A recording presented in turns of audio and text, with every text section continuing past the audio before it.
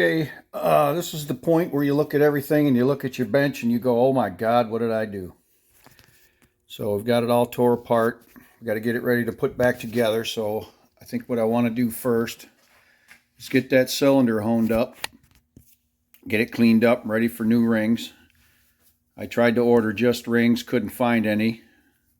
So I bought a kit where you get the piston and the rings and everything all in one box. So we're going to put a whole new piston in. Really not that expensive. So we'll get the hole honed up, get the lines out of it. If we look at the piston, you can see some vertical lines in there, and that's from dirt being in the oil and not changing the oil enough.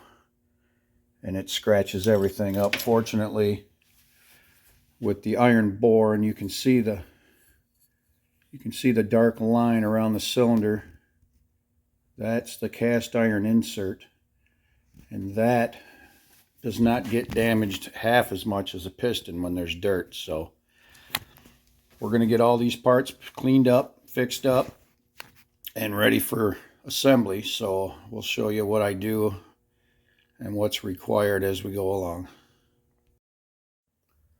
Okay, so what I've got here is a 3-finger hone from the auto parts store. It's basically just 3 stones. You chuck it in your drill motor, and you want to have a little bit of speed when you're going up and down on these. You don't want your score marks to be around in circles. You want them to be crossed. It's called a cross hatch. And you want the score marks to not be with each other, but you want the scores to be at an angle with each other. And these are not only clean up the cylinder, but they also help to retain oil in the cylinder and help lubricate the piston. So we're going to get that squared away right now.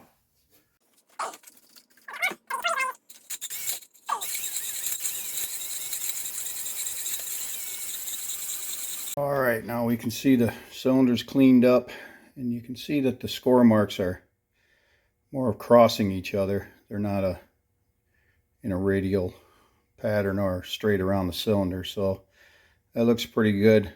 Scratches are cleaned up pretty good. Okay, first thing I like to do when I assemble a motor is get the valves in. It's kind of a pain in the butt, so I just try to do that first, get everything cleaned up. So what I'm going to do is clean up the valves. I'm going to clean up this area on a wire wheel, the back side. I do not touch the valve seat, and you can see where the valve touches the seat. You can see it if this thing would focus.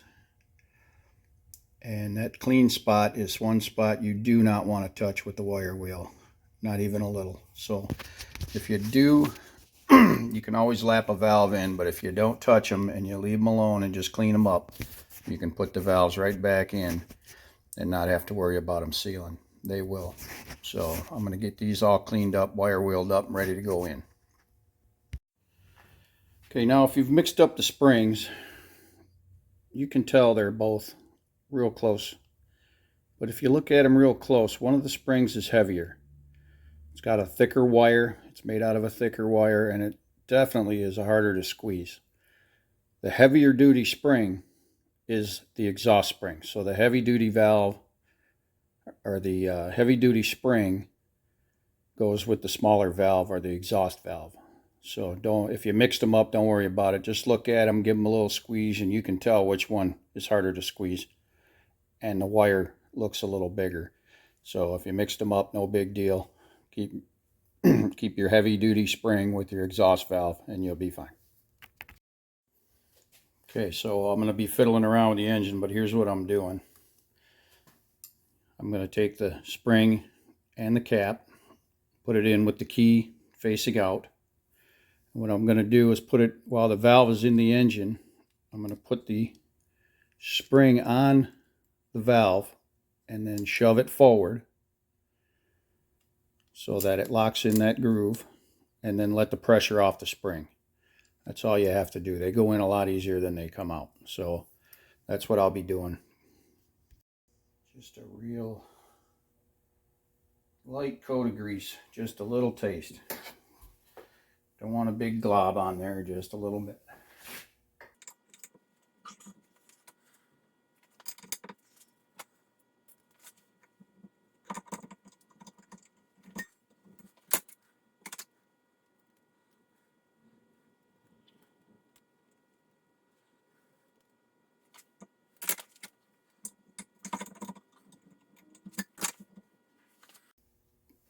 And there we go.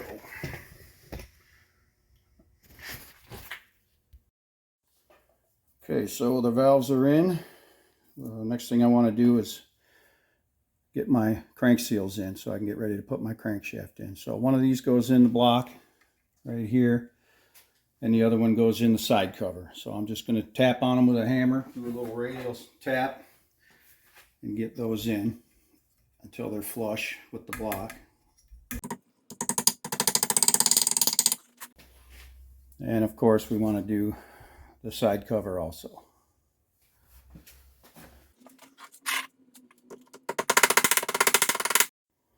Okay, I'm going to get this crankshaft ready to go in. By that I mean I'm going to clean up, or at least try to clean up where my pulley's going to go, get that nice and clean. I'm going to grease all of the places where it rubs. There's a little indent there. That is the spot that opens and closes the points, and if you have to, clean all these threads up. So I'm going to get that done and get this ready to go in. All right, now I'm just going to use the chuck in the lathe to hold it, but what I want to do is clean up until all this rust is gone. All these marks are gone, and I got a nice clean polished surface. So everything goes back together nice and smooth. If the keyway is damaged or has any kinds of dings or dents in it, I want to straighten that out right now.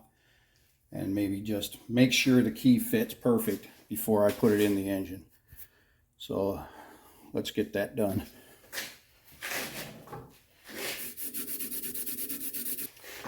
All right. So she looks pretty clean. Let's find that key, see if we can figure out whether or not that fits and why, and get that going well. So let's do that. Now we have to prep that piston. So what we're going to do is take these clips out, pop those out, slide the pin out, and we'll take the rod off, and we'll put the rod on the new piston. So let's get that done, and then I'll show you how to get the rings on and how to get the thing installed properly. And there we have it. Pin slid right out, no problem. The clips don't come out, no problem. You'll have to work on them a little bit. Check your fit, make sure there's no wiggle. This one fits perfect. Very nice. So we're going to get this on a new piston. Oil up the pin real good. We're going to oil the hole in the piston and get this oiled up real well, and we're going to slide it right on in there.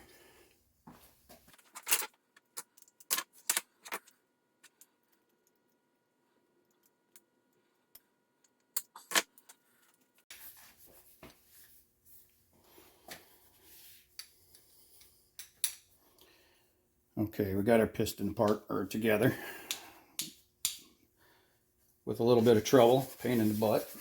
One thing I do want to relate to you though is, if I don't know if you can see it, there is an L stamped in the top of the piston. If you see that L, that is for a bore with a cast iron sleeve. And if you don't see the L, it's for the cool bore or the aluminum bore. They're not interchangeable. Make sure you get the exact right part number if you decide to replace it. But it says right on the box for sleeve cylinder. So make sure you get the right piston for the right type of bore. You probably can't even tell by looking at them. But you got to have the right stuff, or you will score up and destroy probably your cylinder and your piston. So make sure you get that part right. Let's get these rings on. Okay, everybody, let me show you this real quick too, because I think I forgot to show you. But with the ring set I bought, and I'll show you on the old rings, it doesn't really matter. On the top ring, there's a chamfer on the inside, and that chamfer has to go up. So the top ring, chamfer up. It's possible to put them in upside down or in the wrong groove. So read the directions that come with them. Look for that chamfer, or it may be a step. And it's only on the top side, nothing on the bottom. It's square on the bottom. So get that chamfer up and in the right groove. And then the second ring has a step on the outside. So you have to look for the step on the outside, and the step goes down. So you got to make sure you get them in there the right way. It's possible to get them upside down. It's also possible to swap them in the wrong groove. You don't want to do that. So the oil control ring has an expander behind it, and then the ring goes in. And this ring can go either way. It doesn't matter. So read the directions. Make sure you get the right ring in the right groove and the right way.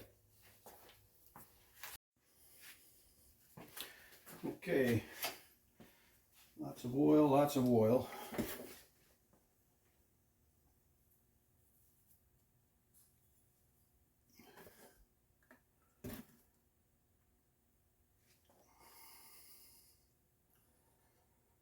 Okay.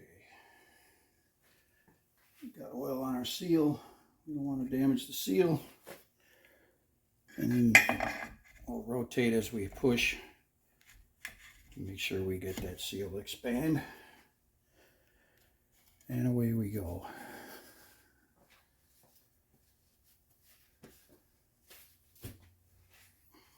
Okay.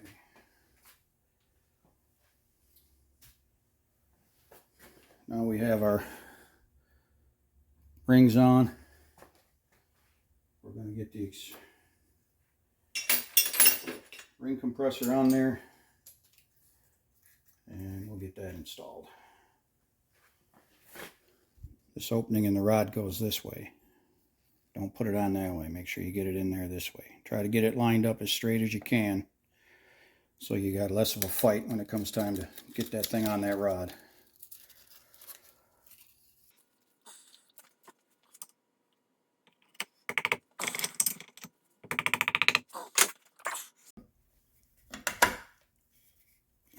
Hooked up. Now we're going to get,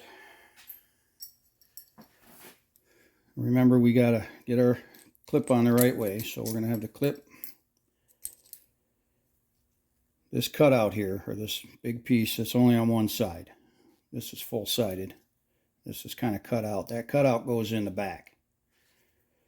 So holding it this way, and if you put it upside down it won't be, but put the cutout that way.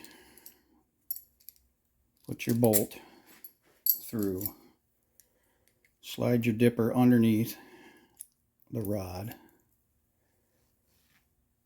And then put the second bolt in. We'll put that on. And then what we'll do is there's ears on the top here. You can see the ears on either side. One there, one there. Those will get bent down after the bolts are tight to retain the bolt. So you get it all tight, torqued, ready to go. Then you take a screwdriver and bend them over and get that so that the bolt won't come out.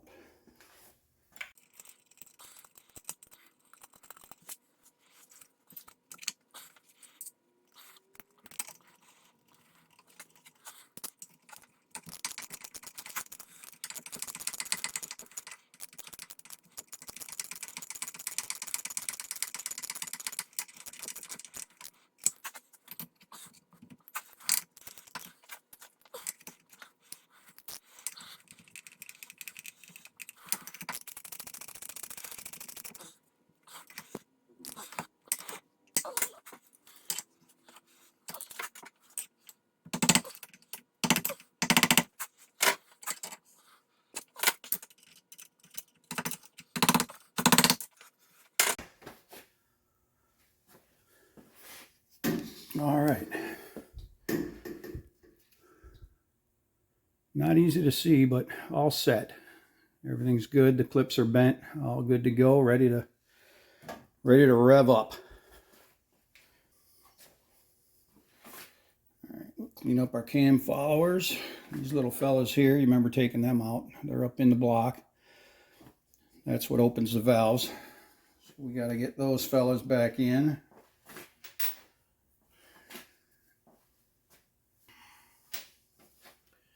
On this particular engine, you don't really have to worry about keeping track of which one's which. They're both the same length. They fit the same hole. Everything's good. What I do is I'll put a little bit of grease on them. So when I put them in the engine and stick them up in there, they'll stay until the cam goes in. So what you want to do is take a look. There's a hole. I don't know if you can see that there is a line on the crankshaft right here. That line matches up with a dot on the crank, or on the cam. So you want to have that slot pointed right at the hole that the camshaft goes in.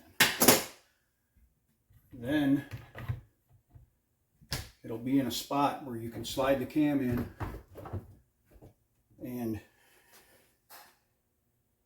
not have to worry about there being a lift on them. You don't have to worry about overcoming the springs or whatever. Now what I like to do is I like to put a little bit of grease on, and just a little bit, not much, and then also put a little on the lobes.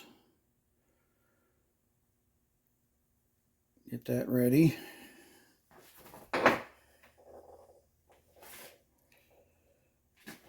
Put a goober of grease on your lifters. And with any luck, they'll stay up in there.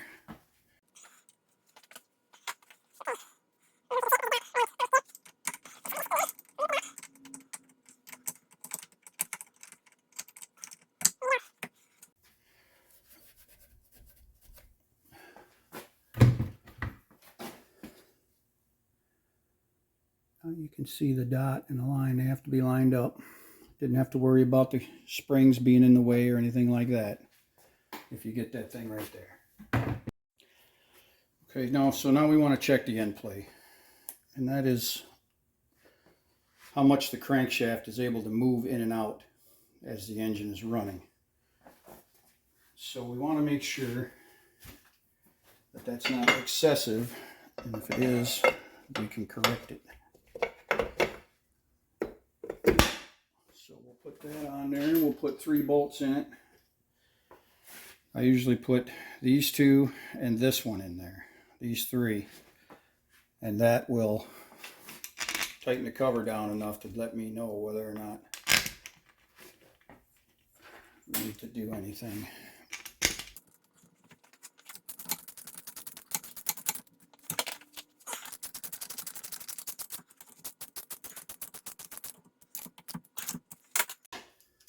Okay, now I want to check and see how much it's moving. What does it feel like? So we can obviously see it's moving quite a bit. Okay, so we should probably check it with a micrometer, but I don't typically do that. And this is why they give you so many gaskets. The book says you can go, we're checking it with the thickest gasket. That's a 15 thousandths thick gasket.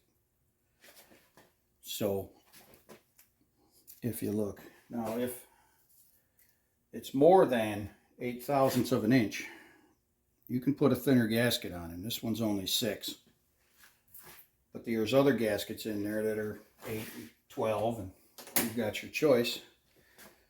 And you just replace the gasket with a thinner gasket and move the cover back a little bit, and that should be good. If it's extremely bad, or the new school way to do it, is to put a washer on the inside, on the crank, and build it up. And then stack gaskets until you get to that 2 to 8 thousandths. But the repair manual says you can go to a thinner gasket to get the end play back together. So what I'm going to do is put a thinner gasket in and see.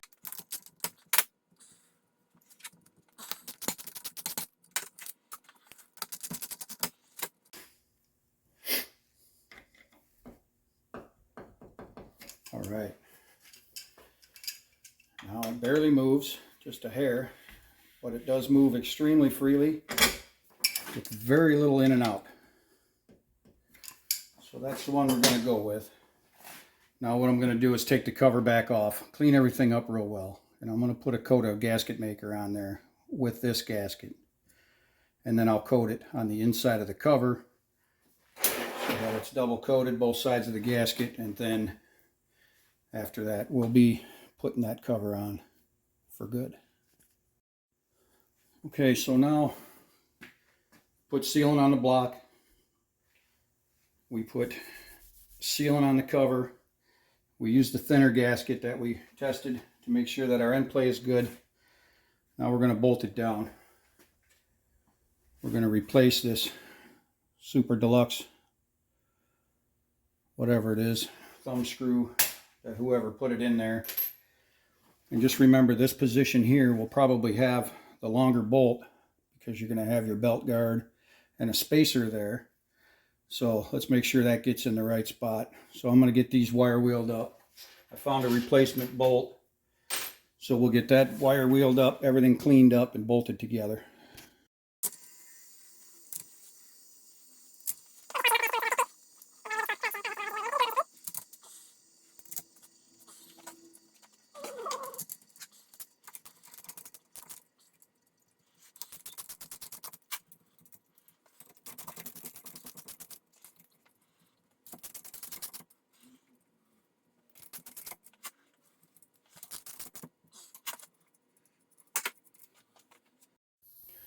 Alright, so we're going to get this head on now.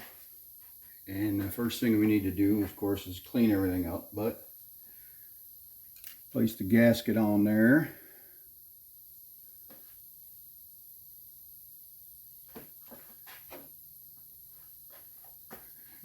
And then we'll put the head on.